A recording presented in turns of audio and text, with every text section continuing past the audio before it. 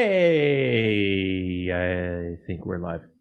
Um, Welcome, ladies and gentlemen, to Taxation is Theft, the show that talks about all the ways the government is ripping you off and what you can do about it. I'll give you a hint. You can start by stop paying taxes. Um, so, I'm doing, I can see we've got quite a few people looking here live already. And I'm doing one of these little different shows that I've done before. Give me a thumbs up if you can hear me, because I didn't really test the audio. I just kind of like jumped into this thing. But I'm doing something a little bit different, and I'll get into introducing the show in just a minute here. I'm making this show available to anybody who wants to join. All you have to do is, if you look in the description, there is a link for Restream.io, I believe. Go there. Thank you, Daniel. Oh my God, there's two Daniels. What's going on here?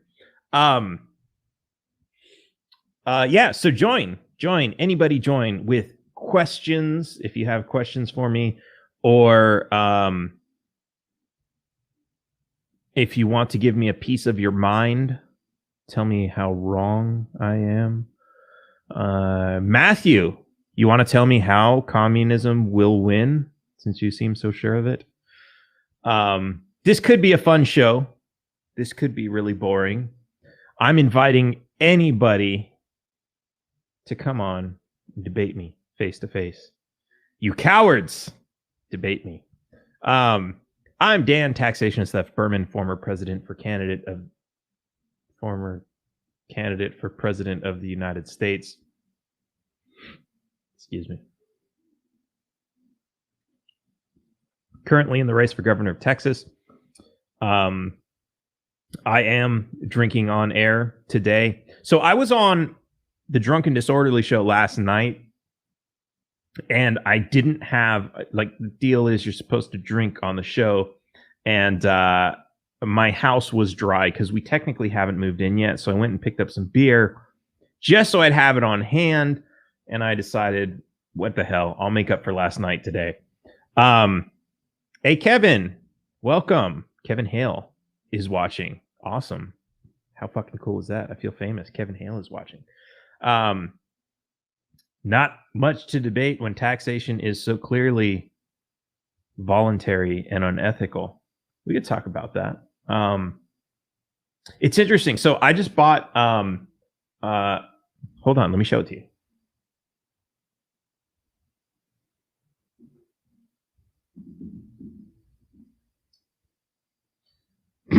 Yes, I'm wearing swim shorts. So I just bought this book, Investigating the Federal Income Tax. I can't see it from the screen. A Report to the American People by Joseph Bannister, former IRS special agent. Joe Bannister is an awesome guy. He's been on my show several times. We've become great friends and really have a lot of respect for what he's done, what he's gone through. This book, from what I understand, he wrote this several years ago, and this is, oh, you can see it's scratched out where it says preliminary report. It was originally called a preliminary report, and so what this is that book that he wrote several years ago when he was working for the IRS and learned that there's no law that says you have to pay the income tax, and then he's amended it for the current up-to-date stuff. And what's interesting is, when I first learned about the income tax, I heard everybody saying, like, oh, it's voluntary. It's a voluntary system. And because this was written before, it's very much in line with that. Having read Dave Champion's book more recently, which was written more recently, I didn't see a whole lot of that in there. And I've come to the conclusion over, I don't know what, the past several years of researching this stuff, that when they say it's voluntary, they're referring to voluntary compliance, which is you're voluntarily submitting your 1040 instead of allowing them to submit it for you. And so you're voluntarily doing their job for them. there's all kinds of problems with that. But so that's the voluntary part when it comes to the income tax. The income tax itself is not voluntary. For the people who it's imposed on, it is imposed. And they kind of make it sound like, well, even if it's not imposed on you, you can voluntarily pay it. But if you were to voluntarily pay a tax that is not imposed on you, you're not voluntarily paying the tax. You've either been duped into paying it, or you're giving them free money with a stupid return that's absolutely meaningless. So it's not a voluntary tax. I mean, voluntarily giving them money, I guess you could say is voluntary, but it's not a voluntary tax.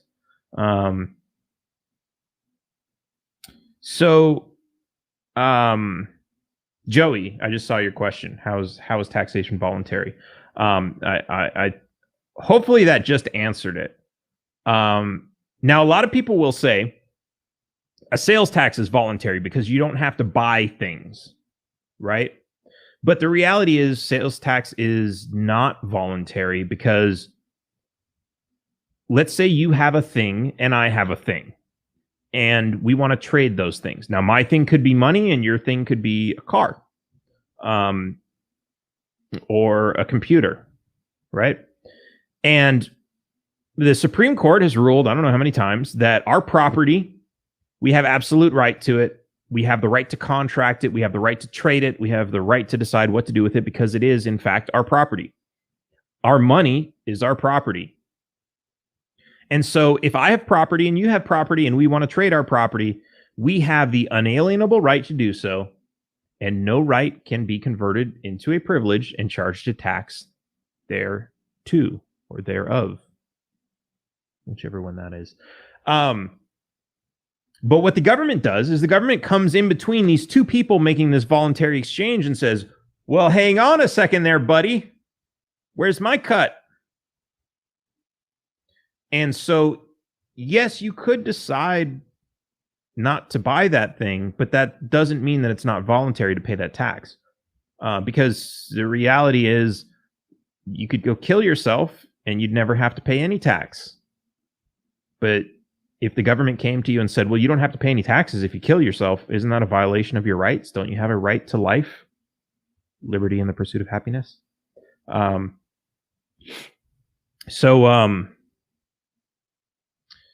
obligation of the legal person, but how to operate like the elite who never take personal liability. Not sure what you're getting at there. I know there's a lot of talk about what is a legal person and how is that different from an individual. Like me sitting here, I am a human being made of flesh and blood, but on paper, a person is a legal entity, which is different. And it comes from the word persona. And this is why corporations are persons, because by legal definition, corporations are persons. You look through like all the law codes and everything, and it says, what is a person? A person is this, that, corporations, individuals, blah, blah, blah. Because the thing is, like, we want to understand, that everything here is going to be it's a legal entity. How do you refer to any legal entity? If I just said people, well, that would rule out businesses, but we want to include businesses because, we want this law to apply to anybody. At the same time, what's interesting about a persona is, let's say I came to you and I said, hey, you want to buy this phone? Are you dealing with me, the individual? Are you buying the phone from me? If you sign a contract with me, are you signing a contract with me? Do you owe me money? Or am I representing a corporation, a phone company who is selling you this phone and your contract is between them? What is my persona?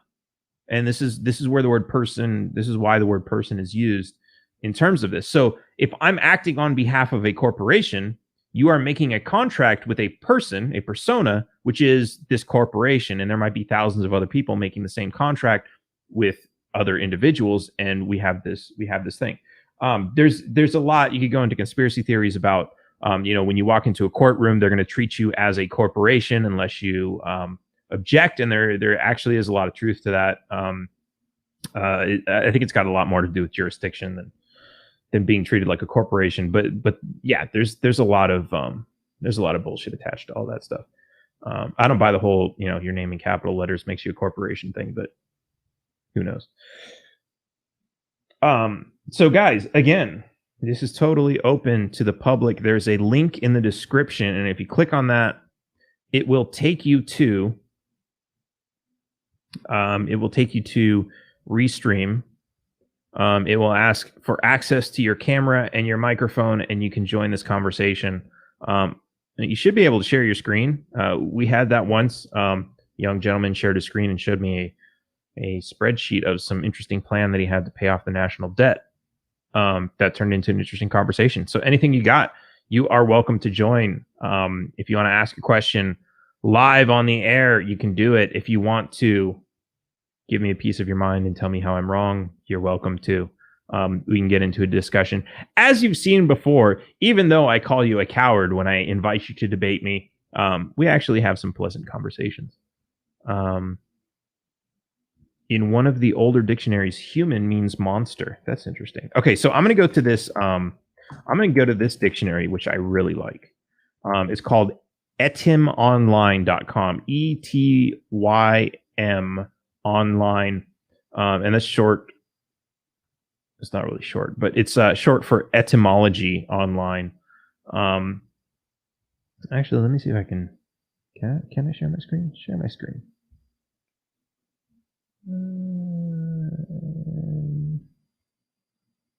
Here we go. Okay. Oh. Hey, look at that. Okay. So this is Etym Online. And let's see. I'm going to look up.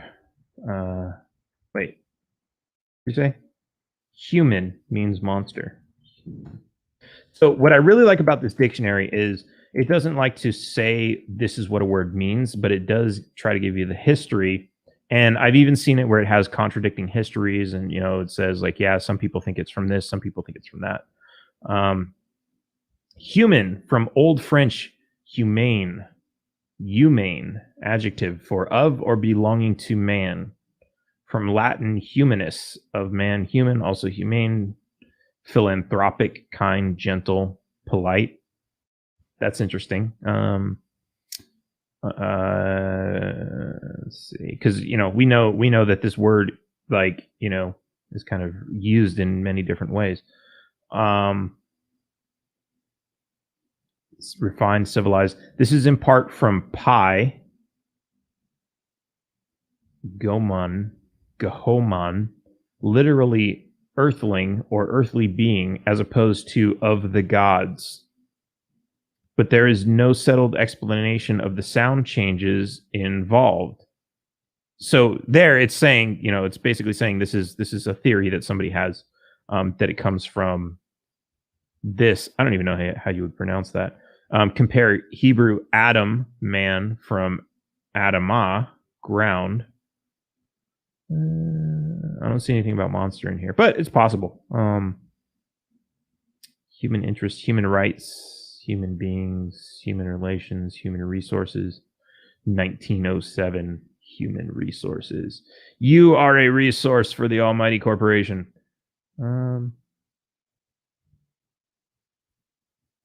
Anyways, interesting. I really like this dictionary, though. If you haven't checked it out, if you're into this kind of stuff, go check it out. It's really awesome. And they have all kinds of really cool stuff in here. But yeah, let me look up person. Person, an individual, a human being, from Old French person, human being. From Latin persona, human being, person, personage. Assumed character.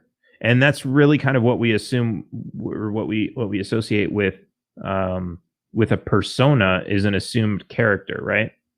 Originally a mask or a false face. Related to Latin personare, to sound through. So if you think about a corporation, if I am a representative of a corporation, I'm sounding through the corporation. I'm representing that corporation. I'm wearing a mask of the corporation. I'm not me, the salesperson. I am the salesperson of the corporation. I'm speaking to you through through that mask. When I tell you, you're going to get this deal, I'm speaking on behalf of the corporation. Let's see. So yeah, interesting stuff, I think. Anyways.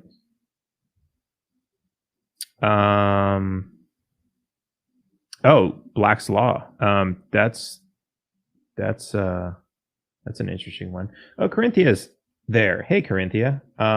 We don't really have an issue. We're talking about definitions of words and legal definitions and stuff. Okay, I'm gonna go here and let's go to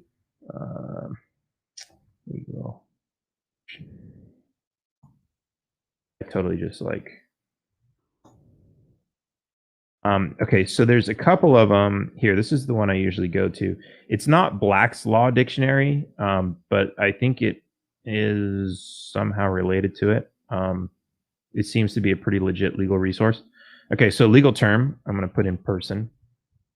And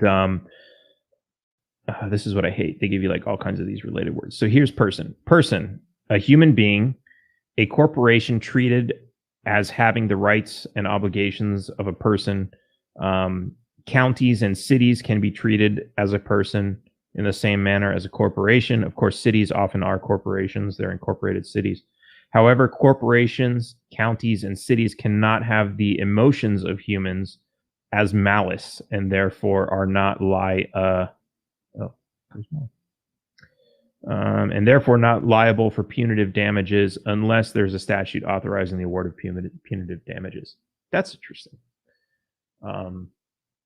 And of course, this has to do with the whole structure of, a lot of people say, hey, I'm going to sue the police because they did, something against, some illegal use of violence. Well, when you sue the police department, you're suing a corporation. And by this, they're basically saying, well, a corporation can't be held criminally liable because they have no emotions. But if you sue the officer personally, then they can. But of course, if they have that that impunity that prevents that, then you can't sue them personally. But what's interesting is this is why I say every police officer should be eliminated as a police officer and allowed to be rehired as a sheriff. We could have the same number of officers out there, but they'd be working for the sheriff's department, which is not a corporation, and therefore they can be held liable. So I've got a guest here. It looks like Wendy. Are you connected? Yes. I can hear you. I can't. I guess because you don't have your video on, you're not on screen with me. But we can hear you, so that's awesome. Welcome. How's it going? I'm doing good, thank you. I was just trying to type something in the chat. When they act And you're like, outside. it's going to be easier if I just call. Excuse me. It's going to be, like you're like typing a message, like, okay, this message is getting too long. I'm just going to call. Well, I was gonna say when a police officer acts out under the color of law, that's when they're liable. They don't have that immunity. Even Right. when And so, yeah, go ahead. when they pull you over on the side of the road, they're actually committing a federal offense and acting outside of what they're even allowed. Like they can't make a legal determination on the side of the road. They're not like able to do that, so they're actually committing federal offenses by pretending to be and make it an emergency based on Right. Right. No, well, yeah, I hear that argument a lot. And so first I want to say this, and like this didn't really hit me until actually I think it was while I was reading Joe Bannister's book. So because there's like, it's like section 1983, or it's got like some cool like 1980s number to it, which is deprivation. It's federal law. It says deprivation of rights under color of law, and that, what is it?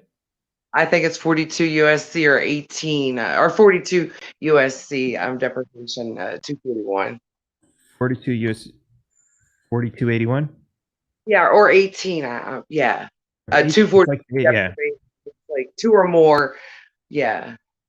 Deprivation of, I'm going to type this in, rights under color of law.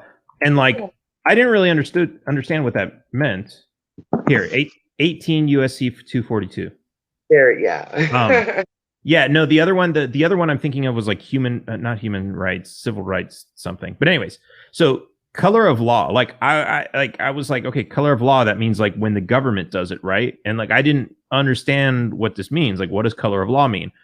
And really, what that means, yeah, when they're acting like I'm a police officer and I'm gonna do this because that's my job, when really it's not their job and they have no legal authority to do that as an agent of the government. Yep. That is color of law. It's not like they're acting in law. It's like color of law. Like they're wearing a costume of law. They're acting out the Constitution. That's what it is. They're not allowed to force you to give them your paperwork or anything like that, unless you've done something wrong to hurt somebody or injure their property or something. They don't have any, they shouldn't have any dealings with you. Absolutely. And this is interesting that we're talking about this because of Nick Wildstar's case. Have you been following that? No, I haven't. So he got charged with contempt of court in California, and this is, I think, very much along the same lines, because he was in a court and they gave him like this paper, and it was like, here's your rights. And like most people look at their and they go, I know my rights. I don't need to read this. But in the small print at the bottom, it said, basically, this is not a real court, but if you don't object to this, to having this, your case heard in this court, it will be treated as a real court. And the first thing he did when he went in there is he said, I don't have a contract with you, which by not objecting, you'd be making a contract. So he's objecting by saying he doesn't have a contract. He objected to their jurisdiction, all this other stuff. And they continued to say that this was a court, and they kicked him out and all this other stuff. And then they came back around later and charged him with contempt of court, but there was no court. And so that's very much color of law. That the judge is trying to say, making a legal determination from the bench. I always wondered that. Yeah, because that's how it works. But this is the thing, right? This is how fucking sneaky they are about it. Is when they don't have a real judge, then technically it's not under color of law, because he's not saying he's a judge. He's saying he's a commissioner, or he's saying he's something else. Or he's a magi in that way too. He's a magi, which is a magician. Exactly. And so they're able to do whatever they want, and there's no consequences under 18 USC 242, because he's not doing it under color of law. He's doing it under a presumed contract, which, if you fall for it, you fall for it. If you don't, you don't. But that's kind of, that's why that's how they screw you. That's why a lot of people are starting to use scripture, like you agree with your adversary quickly, and what you do is you're supposed to do like a special appearance, all that stuff. There's so much, but I mean, you go into the court and the judge has an ego trip, or unless you get a judge that's respectful, but for the most part, just walking in there, you're pretty much screwed. Well, yeah.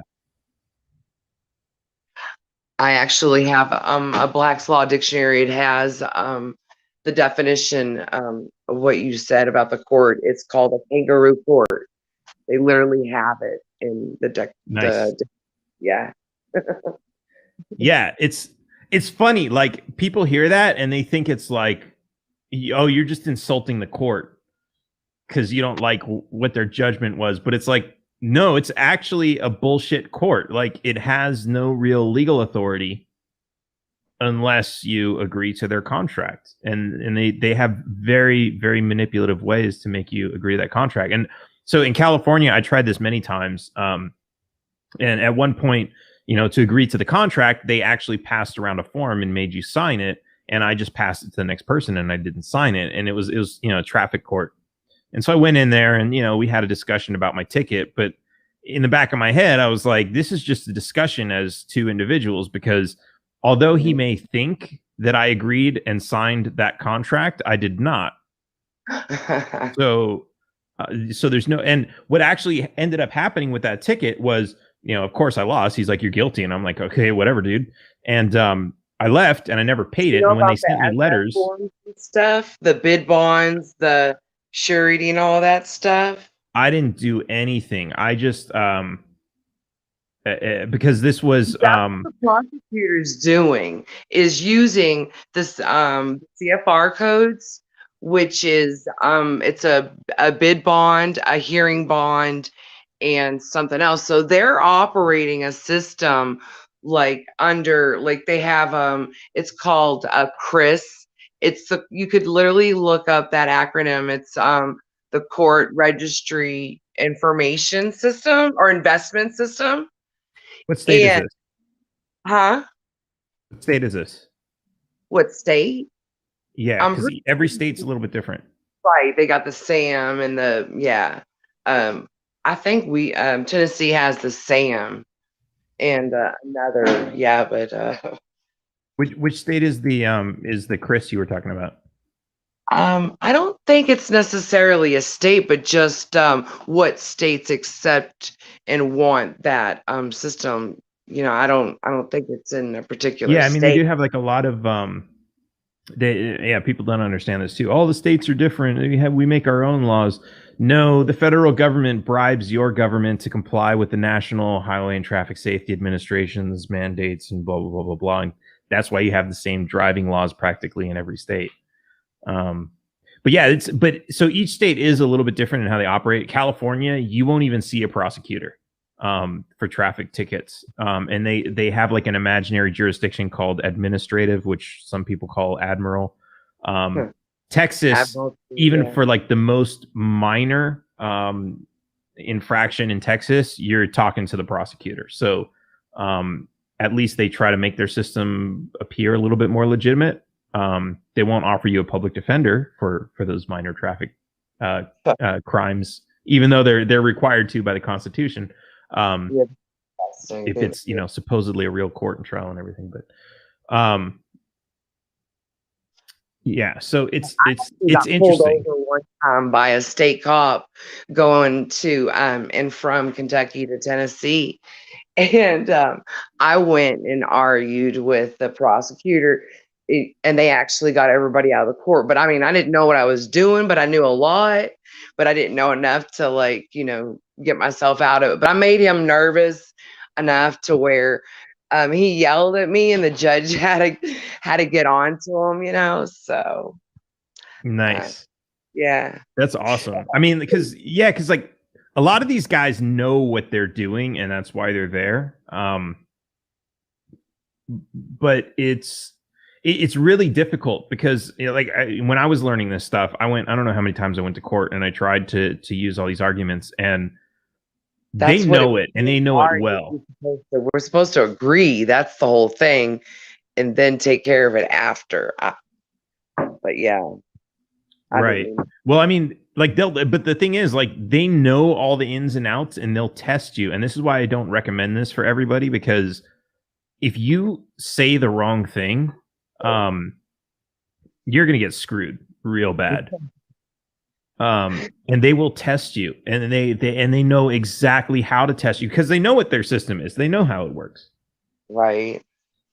And people are saying, oh, it's this, that sounds like a big conspiracy. Well, look at their codes. Right in there. It's complicated as hell, but it's like you go into Disneyland, right? Everybody who works for Disneyland knows how Disneyland works, and any of their customers who walk in there are absolutely clueless. And you can look at it like that. It's not a big conspiracy, but there are the people who know how it works and the people who don't know how it works. And the people who don't know how it works are never really interested to learn because oh, that sounds too crazy. No, they can't be ripping us all off like that. I don't want to believe that. I not know. Like, it drives me crazy. I can't believe that they get away with, and they've gotten away with it, like, just for so long. It blows my mind. And it evolves over time, and it gets worse and worse and worse. And what's really difficult about it too is, like, we're indoctrinated as kids to believe that this is how the world works. And as we get older, they hire more police officers who are doing more traffic stops, who grew up in that same indoctrination. And so now you have people enforcing these laws who believe it's the law, who don't even understand what the system is or how it works. Yeah. And that's pretty scary to me. They actually have a Supreme Court case up, and some guy tried to sue, a police officer tried to sue the New York, whatever. But the reason why he tried to sue is because they wouldn't hire him, because he actually he had a high IQ. Yeah, no, I promise you. And I know what you're talking about. I know the case you're talking about. Yeah, okay, so but I mean, that says a lot. Like, that should be like RICO from the start. If our government is hiring people that can't even, I mean, what's stupid obedience? That's what they want. Yeah, that's what they want. Stupid obedience. But that was the thing. This wasn't even like, it wasn't just him. It was like an actual policy that they had where, like, it was like, yeah, we can't hire people with an IQ over 50. Right. Imagine if, like, that would be the one thing that you should tell a cop, like, just somebody all over the world, just so that they know not to act. As soon as you get stopped, can I see your license and registration? Yeah, sure. But while I'm getting that, is it true that they have an IQ cap when they hire police officers? Oh, man. Yeah, I get into trouble. I've never been in trouble with the law, but and I don't have a problem with authority. But as a woman, they really are disrespectful. Like, they demand respect before before they even respect in you, and that's a problem. You know what I mean? Like, until I'm proven to be a criminal, you work for me. You're my servant. Right, and they trigger you. Like, how dare you talk to me like that? Like, I mean, and it's just that I don't have problems with them, but I mean, I try. The ones down here, they're kind of nice, but I've had some run-ins, but I always get out of it. But because I'm nervous and I'm a woman, I kind of like get a little angry about it, which is not the right thing to do, because then that provokes them, but it's out of anger, and just like trying to, like, not let them bully me. It's just, they're like, that's the dangerous thing, right? Because I mean, here we have a person who we know can shoot you with impunity, who is holding you essentially at gunpoint, even though he might not have his gun out. If you tried to drive off, he'd pull it out and start shooting, with impunity. And he's demanding you to follow his orders, and you have no recourse, because, I mean, you should be upset. Anybody should be upset in that situation. But if you get upset, well, why are you being hostile? Why are you nervous? What are you hiding? I'm going to search your car for drugs. You must be hiding something. You must be drunk. You must be high. And these are all this is what they jump to. Yeah. And no rational person would not be nervous in that situation. Right. Like, especially if you're not trained for that. Like, I mean, like, see, this is the thing. Like, you have, you look at like boot camp, military boot camp, right? Where you have like guys running through like sand and barbed wire with bombs going off on the side of them. I don't know how much that's actually exaggerated by the movie industry, but like, that's training. So like, when you actually get somewhere and you're running around and there's bombs going off, you're kind of already accustomed to it because you're used to that. But we don't, as Americans, go through training in school. calm your nerves. This is how you're supposed to act. We're going to put an armed person who's going to be yelling orders at you and demanding you to do all kinds of things which are against your human nature. And your training is to learn how to remain calm and rational. That's fucking stupid. And they proposed that. You remember I don't know, it was like when somebody got some unarmed person got shot a couple years ago, and they were proposing, we need more training in schools of how people need to act around cops so they don't get accidentally shot. What?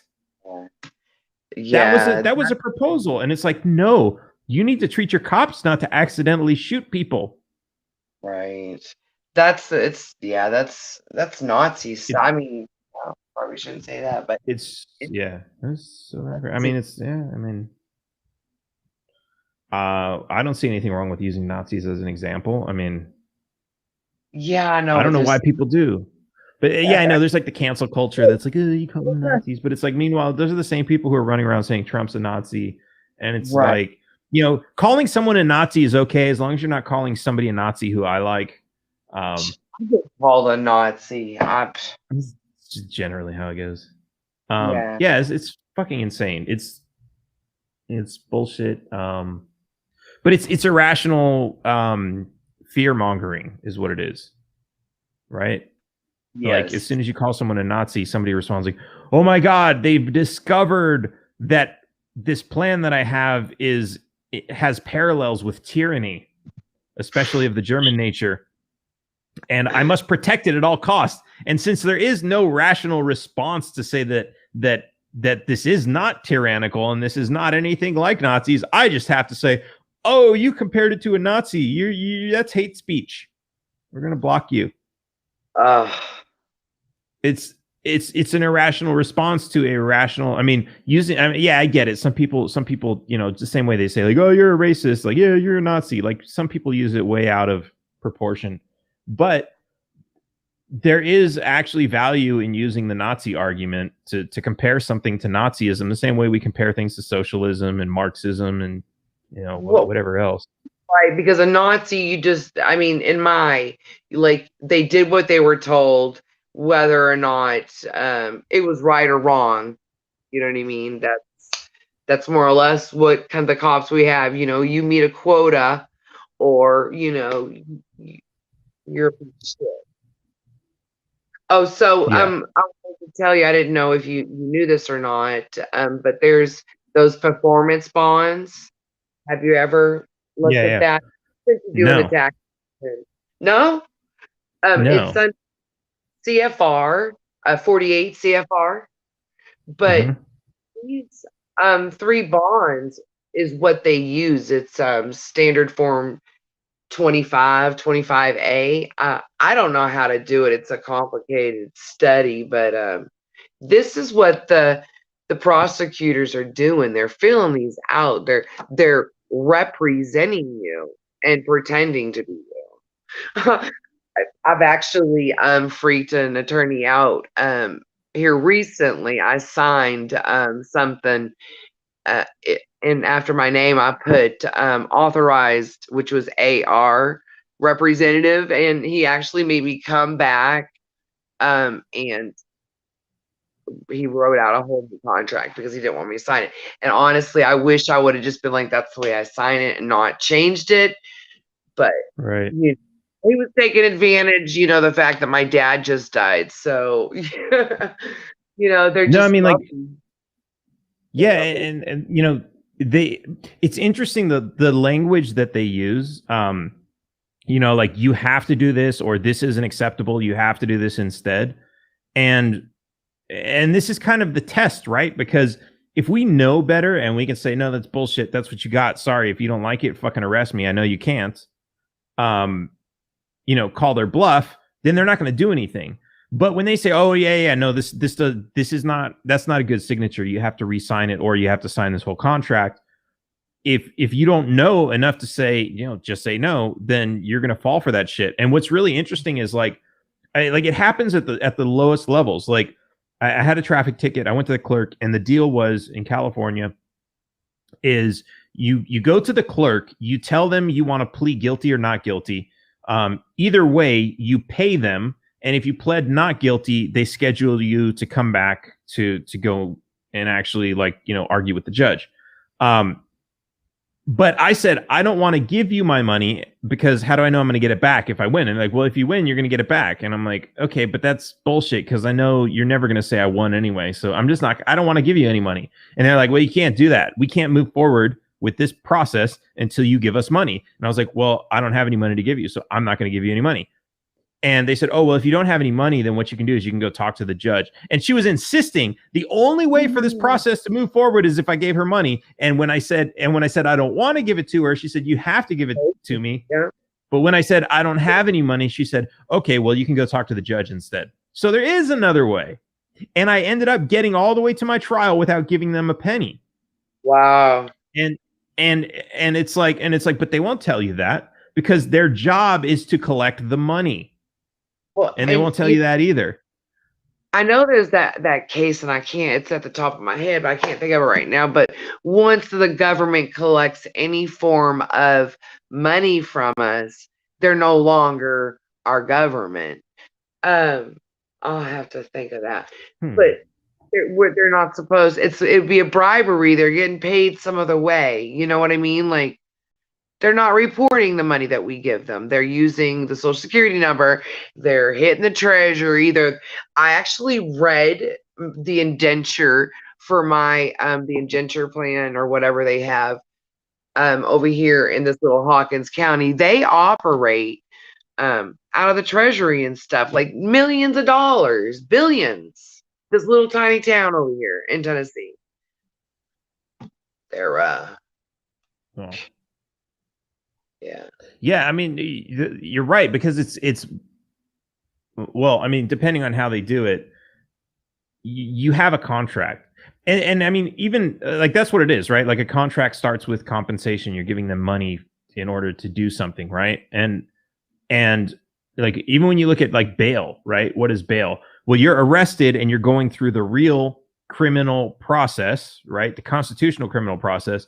But if you give them some money, then you're creating a contract that says, basically, if you don't show up to trial, this money becomes ours. But that doesn't mean they're getting rid of the trial. Like that doesn't mean, they're still not going to have a bounty hunter coming after you. It just means you forfeit the money.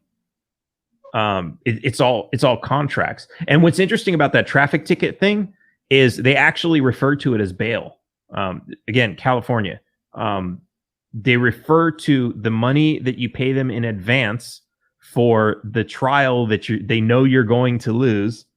The money that you pay them in advance is called bail, so that you're allowed to leave and come back and have your trial. Wow. It's fucking bullshit. Yeah. They're dirty. It is. It's so bad. And it's weird because it's in different states too. And like I always have people asking me like, what about this state? And it's like, I don't know. I've never been to traffic court in that state, but I know they're all different. And I'm sure there's a lot of similarities because ultimately the federal law is still the same that applies to all those, how they have to operate. Right. You still have your constitutional rights in all 50 states. I don't know about in the territories, what kind of rights you have there. Like that's a whole other fucked thing. Rights, I definitely have changed and flipped. Like I do not trust the government. My rights come, from somewhere, a higher power. I'm just like kind of getting away from that whole, Well, that's the thing. The Constitution. The Constitution doesn't say too much about it. It establishes that you have rights, but it's founded on the Declaration of Independence. And most people don't realize that the Declaration of Independence is actually, it's not technically law, but it's still law in a way. And the Declaration of Independence says all men are created equal, including women. We are endowed with rights by our Creator. That is law. And if you look at the Ninth Amendment to the U.S. Constitution, it says just because we listed out some rights here and said that these, we didn't say the government is giving you these rights. We said these are the rights which the government cannot infringe. We wanted to specifically list them out. Even though the Ninth Amendment says, even though we didn't list out every single right that you might have, you still have unalienable rights such as life, liberty, and the pursuit of happiness. And just because we didn't list them out doesn't mean the government can infringe on them. And that's super important. And it's arguably a huge flaw in the Constitution, not because of its legal consequences, but as much as its societal consequences. Because when you tell somebody, I have a legal right to smoke cannabis, or I have a legal constitutionally protected right to smoke cannabis, the first thing they're going to say is, well, where does it say that in the Constitution? Well, they didn't list it out in one of the Bill of Rights. Well, I would say my creator, that's the seed. You know what I mean? When you go back to, I know people don't like to hear, but when you go back to scripture, and we're going through, we were born into bondage. That's what the birth certificate was, and we were numbered before we even knew, what was going on. So, it's easier to go to the Bible. Like, honestly, to me, you have more rights from scripture than, and I don't look at it the way endowed by your creator. Christian, you know what I mean? It's at a different level. But it doesn't matter. It's endowed to you by your creator, whether that's what everybody else believes or not. And the Ninth Amendment says that you have rights that are not listed here. Right. And among those rights are the right to life, liberty, and the pursuit of happiness. And I say smoking cannabis fits under the right to life and the pursuit of happiness and liberty. So it's in there. You just have to understand it. And I think the problem with that is that the Ninth Amendment is one, it's worded in a language that nobody really understands anymore. Maybe like even dumb people back then understood what it meant. But today, even smart people can read the Ninth Amendment and not understand what it means. And that's terrible, because that is the part of the Constitution that protects us, that protects all of our rights that are not listed in the Constitution. And why you have idiots thwarting all of our rights by saying, where's that in the Constitution? It's right there in the Ninth Amendment. I'll have to look that up. I ain't gonna lie, I didn't know that one. Yeah, go check it out. And the 10th Amendment is a good one too, but that has more to do with states' rights. But at the same time, it says it's still very important. The 10th Amendment says if the Constitution does not authorize you to do something, you are not allowed to do it. The government, you are not allowed to do it. Yeah, exactly. There's nothing in there that says they can ban cannabis, but they did it anyway. That's a violation of the 10th Amendment. And so what they do is they say, oh, well, we didn't really ban cannabis. It's for what's that? That law only applies to a United States citizen. Yeah, that's another thing. I tell people, are you a U.S. citizen? And they're like, yeah. And I'm like, really? Prove it. Show me your passport. And so they go and they get their passport, and I'm like, show me where it says you're a U.S. citizen in there. And they're flipping through the pages. It doesn't say the word citizen in there anywhere. It says they're a national. Well, U.S. national. Yeah. Well, you have to be a non-statutory citizen national. What does that mean? What's the difference? American. Well, I just kind of understand it. We have a dual citizenship. So I'm a Tennessean with a little bit of an accent. A Tennessean who is an American national, non-statutory citizen, because citizenship is the employment, like the employee.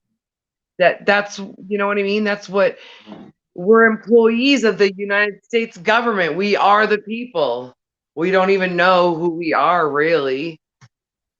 They've got it all messed.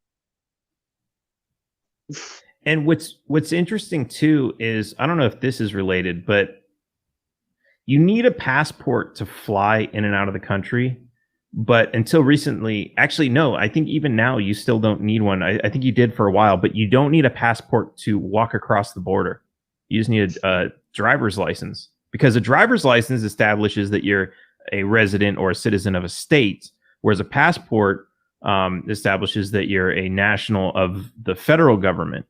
And I think this is actually interesting, because when I'm learning recently about the way that they're enforcing the COVID tests, because they can't enforce a COVID test for somebody walking across an imaginary line, because that would be unconstitutional. So instead, the way that they enforce that you have to have a COVID test before you enter the country only applies through the FAA, not because you're entering the country.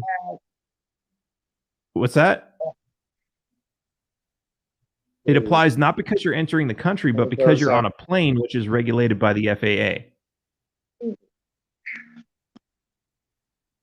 So they're doing the same thing with passports, I believe, just for gaining entry, because you're using a federal port, which is bullshit, because they have a cartel monopoly on all of the international airports, right? Like, those are technically privately owned. Yeah, I'm sorry, I missed that. I freaking got my phone. Yeah, it sounded like you had something going off in the background. I don't know.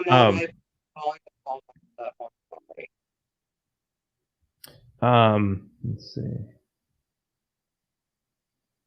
So here we go from Chad. The Declaration is incorporated into the Constitution as one of the founding documents, and courts are supposed to take notice of it. I got some weird thing going on here where it's not showing me, like, oh, he gave me a link. Check out this link. It's in the comments. I'm guessing that's related. There's this. Yeah, I can't see what's going on there. Anyways, well, I think that's the show. I think that's the show for tonight. Wendy, thanks for joining. Thank you. I appreciate it. It was awesome to have you on. A little bit. Yeah. It's always great to hear people who know about this stuff, because sometimes I feel like I'm the only person and I'm crazy. Yeah, I know. That's why I needed to talk. I appreciate it so much. Thank you. Absolutely. And if you're listening, if you like the show, even if you didn't, go over to taxationistheft.info, buy some swag, support the show, buy a hat, a t-shirt. We got some really awesome new keychains on there. Support us however you can. And of course, subscribe. Head over to youtube.com/taxationistheft. Subscribe to the YouTube channel. Subscribe to the podcast. We're on everywhere else. Look for me, Dan Berman, on Instagram at Dan Berman, and on Twitter at Dan for Texas. Always some interesting stuff going on there, because that's where I run my political crap, interacting with some really interesting politicians on Twitter. Always starting shit. Yeah, thanks guys. That's the show. I'll see you next time. Taxation is Theft. Bye. See ya. Outro music.